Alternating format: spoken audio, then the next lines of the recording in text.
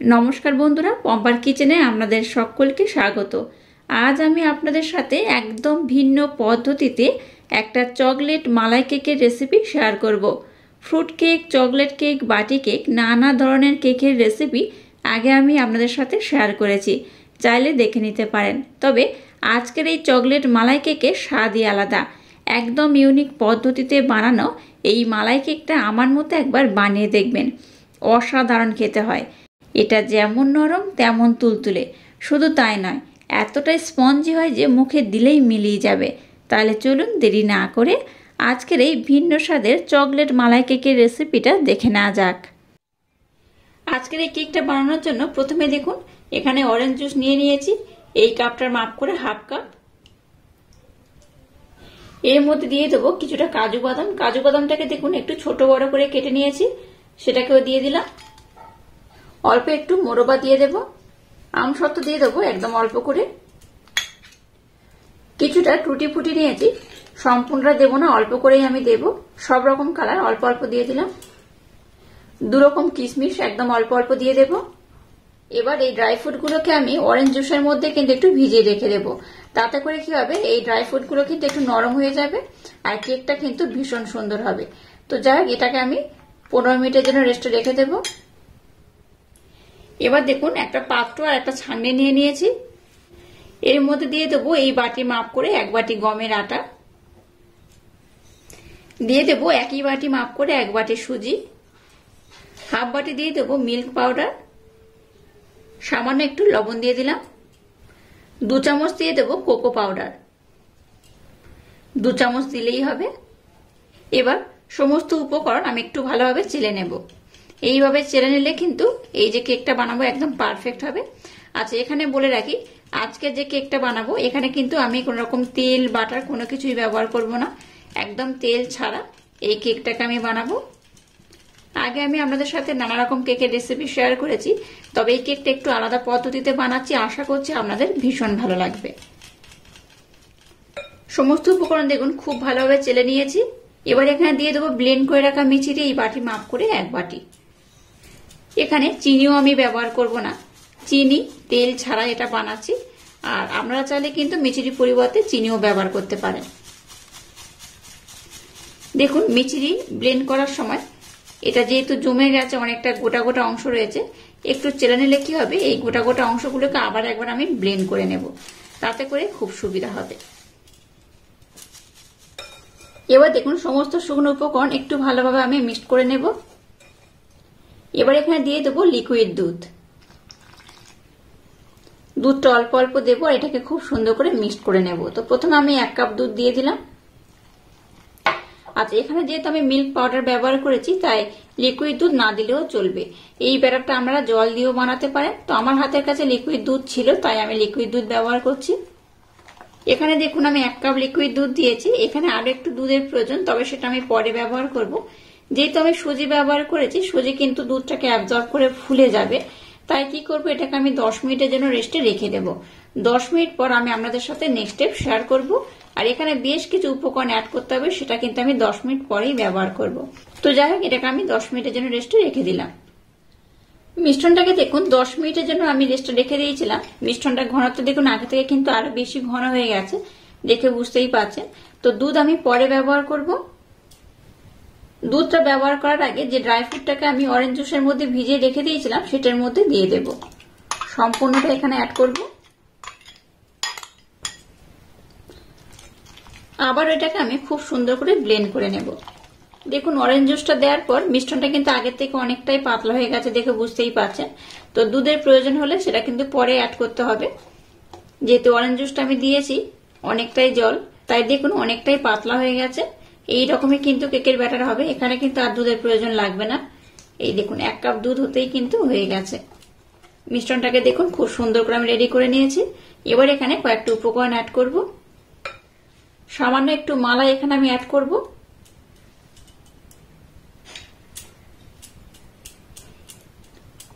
একটু মালাই অ্যাড করলে কি হবে, কেকের স্বাদটা কিন্তু দ্বিগুণ বেড়ে যাবে। যেহেতু এটা আমি মালাই কেক বানাচ্ছি তার জন্য কিন্তু খেতে বেশ ভালো লাগবে। এবার এখানে এই চামচের 3 ভাগের 1 ভাগ দিয়ে দেবো বেকিং পাউডার। সামান্য একটু দিয়ে দেবো বেকিং সোডা বা খাওয়ার সোডা, একটু দিয়ে দেবো ভ্যানিলা এসেন্স, একদম অল্প করে, স্মেলটা যাতে খুব সুন্দর হয়। আর এখানে সামান্য একটু আমি দুধ ব্যবহার করব।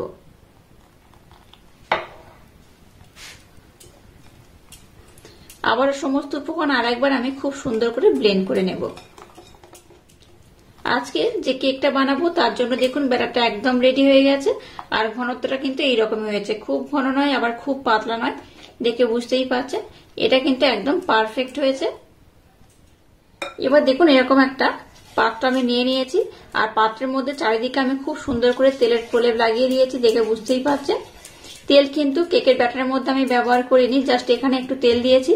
আর দেখুন এই যে একটা সাদা পৃষ্ঠা আমি একদম তলাতে দিয়ে দিয়েছি, এতে করে কি হবে কেকটা যখন হয়ে যাবে তুলতে আমার সুবিধাই হবে, তাই এটাকে দিয়ে দিয়েছি।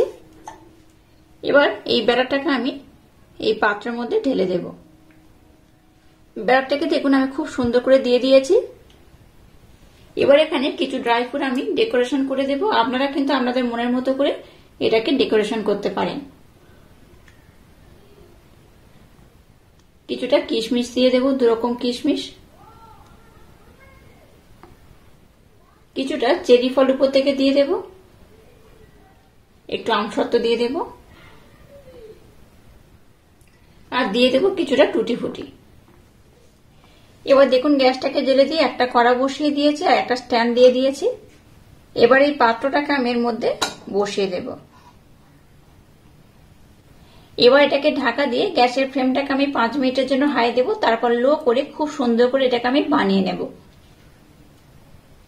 এবার দেখুন গ্যাসটাকে জ্বেলে দিয়ে একটা কড়ার মধ্যে একটু জল দিয়ে জলটাকে গরম করে নিয়েছি। এবার এর মধ্যে দিয়ে দেবো লিকুইড দুধ, খুব বেশি দরকার নেই, অল্প করে দিলেই হবে। গ্যাসের ফ্লেমটাকে এবার হাই দিয়ে দুধটাকে একটু আমি ঘন করে জাল দিয়ে নেব। দুধটাকে দেখুন আমি কিন্তু বেশ ঘন করে জাল দিয়ে নিয়েছি। এবার এই দুধের মধ্যে মিছরি দিয়ে দেবো এই চামচের 1 চামচ, দিয়ে দেবো সামান্য একটু এলাচ পাউডার। আবারও দুধটাকে একটু আমি ঘন করে জাল দিয়ে নেব। যেহেতু আজকে আমি চকলেট মালাই কেক বানাচ্ছি তাই কিন্তু একটা দুধের প্রয়োজন, তো দুধটাকে একটু ঘন করে নেব। চলুন দুধটা ততক্ষণ ফুটতে থাকুক, আমি আরেকটা কাজ কমপ্লিট করব। এবার দেখুন এখানে আমি 1/2 কাপ লিকুইড দুধ নিয়ে নিয়েছি, দুধটাকে একদম ঠান্ডা করে নিয়েছি। এর মধ্যে দিয়ে দেবো 1 চামচ কাস্টার্ড পাউডার, খুব বেশি দরকার নেই, এই 1 চামচ দিলেই হবে। এই কাস্টার্ড পাউডারটাকে দুধের সাথে আমি খুব সুন্দর করে মেল্ট করে নেব।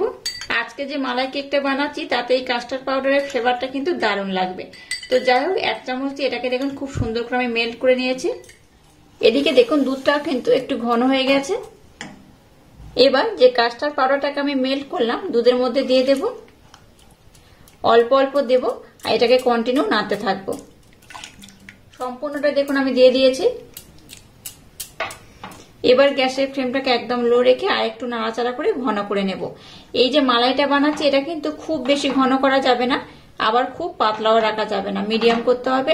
তো আর একটু ফুটিয়ে নেওয়ার পর আমি আপনাদের দেখাচ্ছি কতটা ঘন হলে আজকের এই কেকটা একদম পারফেক্ট হবে বা দেখতে খুব সুন্দর লাগবে।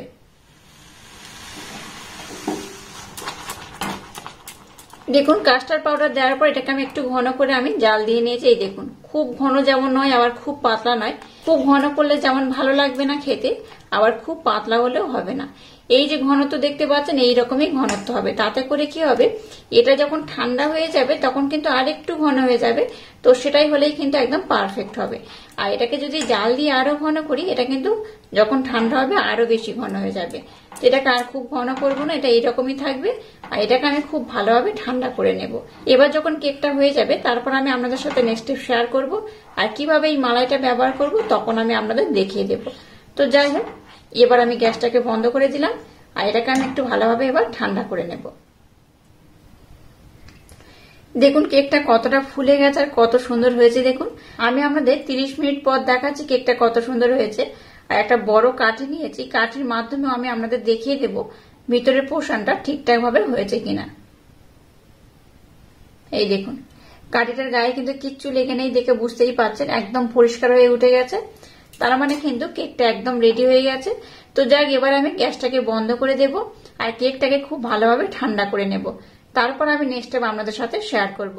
কেকটাকে দেখুন আমি খুব সুন্দর করে রেডি করে নিয়েছি আর মোটামুটি ঠান্ডা করে নিয়েছি। একটু গরম রয়েছে আর অনেকটাই কিন্তু ঠান্ডা হয়ে গেছে। যদি আপনাদের হাতে সময় বেশি থাকে তাহলে একদম ঠান্ডা করে তারপর এটাকে ডিমোল্ড করবেন। তো এটা যেহেতু ঠান্ডা হয়ে গেছে অনেকটা, তাই দেখুন ধার থেকে এটা অটোমেটিক ছেড়ে উঠে আসছে, বুঝতেই পারছেন। এটাকে কিন্তু ডিমোল্ড করার জন্য আর কোনো ছুরি বা চামচের দরকার হবে না। এবার একটা আমি প্লেট নিয়ে নিলাম, এটার উপর আমি ডিমোল্ড করে নেব। এইভাবে ট্যাপ করলে অটোমেটিক দেখুন এটা ছেড়ে উঠে আসবে।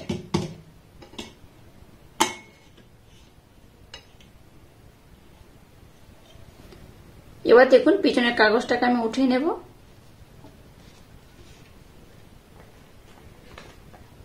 দেখুন কেকটা কত সুন্দর হয়েছে, কতটা স্পঞ্জি হয়েছে আমি দেখাচ্ছি। দেখুন এই দেখুন ধারের পোর্শনটা দেখুন কতটা অপূর্ব হয়েছে, কতটা অসাধারণ হয়েছে। আর উপরটা তো ড্রাই ফ্রুটে ভরপুর, কত সুন্দর দেখতে লাগছে। দেখুন উপরে ভিতরেও প্রচুর পরিমাণে ড্রাই ফ্রুট আমি ইউজ করেছি, তার জন্য দেখুন কত সুন্দর হয়েছে। আর কেকটা বেশ অনেকটাই ফুলে গেছে। তো যাই হোক এটাকে আমি খুব সুন্দর করে ডিমোল্ড করে নিয়েছি। এই কেকটা আমি আপনাদের দেখিয়ে দিচ্ছি, দেখুন কতটা স্পঞ্জি হয়েছে। এই দেখুন একদম স্পঞ্জি হয়েছে, নরম তুলতুলে হয়েছে। আচ্ছা আজকের এই কেকটা কিন্তু আমি কেটে আপনাদের দেখাবো না, কারণ এটা বার্থডে স্পেশাল একজনের জন্য বানানো হয়েছে, তাই এটাকে আমি কেটে দেখাবো না, জাস্ট উপর থেকে দেখিয়ে দিলাম। এবার দেখুন যে মালাইটা বানিয়েছি সেটাকেও নিয়ে নিয়েছি, দেখতেই পাচ্ছেন কত সুন্দর ঘন করে বানিয়েছি।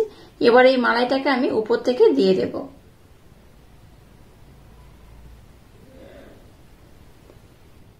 মালাইটাকে উপর থেকে কিন্তু এইভাবে খুব সুন্দর করে দিতে হবে। এটা দেখতে যেমন সুন্দর লাগবে খেতেও কিন্তু তেমনই অপূর্ব। একবার এইভাবে না বানিয়ে খেলে আপনারা বিশ্বাস করতে পারবেন না যে এই কেকটা কতটা টেস্টি হতে পারে। দেখুন মালাইটাকে কিন্তু আমি ভরে ভরে দিয়ে দিয়েছি। আর আজকের এই অপূর্ব স্বাদে মালাই কেকের রেসিপিটা যদি আপনাদের ভালো লাগে তাহলে চ্যানেলটাকে লাইক, শেয়ার, কমেন্ট এবং সাবস্ক্রাইব করবেন। আর পাশে থাকা বেল আইকনটা প্রেস করে দেবেন। তাহলে টাটা, আবার দেখা হচ্ছে নতুন কোনো রেসিপি নিয়ে।